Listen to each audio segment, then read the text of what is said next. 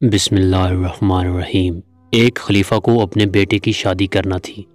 انہوں نے پورے شہر میں اعلان کروا دیا کہ جس گھر میں جوان لڑکی ہے اور قرآن کی حافظہ ہے وہ اپنے گھر کی کھڑکی میں رات کو ایک شمع روشن کر دے۔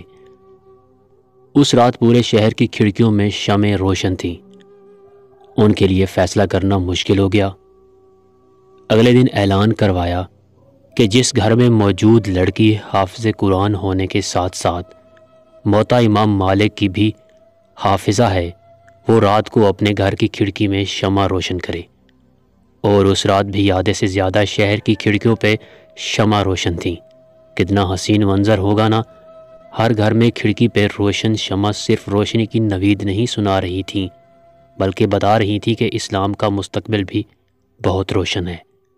وہ شمع اس بات کی نوید تھی کہ ایک بہترین نسل کو پروان چڑھانے کے لیے مناسب اور بہترین تعلیم دی جا سکتی ہے۔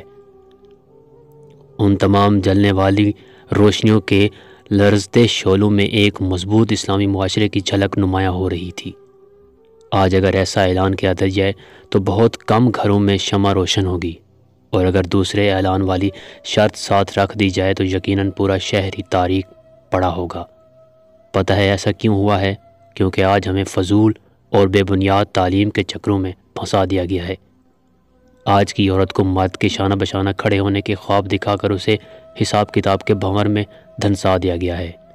آج کی عورت کو ایک مضبوط کردار کی حامل نسل کی تربیت اور ایک اسلامی معاشرے کی بنیاد میں اہم کردار ادا کرنے جیسے اہم مقاصد سے بھٹکا دیا گیا ہے۔ آج کی عورت کو ٹی وی پہ بیٹھ کر مارننگ شو میں فضول عنوانات پر مباحث اور فضول اور بے مقصد کاموں کی طرف اپنی ہی جیسی عورتوں کو راغب کرنے پر لگا دیا گیا ہے۔ آج کی عورت کو انعامی مقابلوں میں چھینا چھپٹی کر کے 2 ٹکے کے تحفے حاصل کرنے پر لگا دیا گیا ہے۔ آج کی عورت نے بھٹکنا پسند کیا تو اسے بھٹکا دیا گیا ہے۔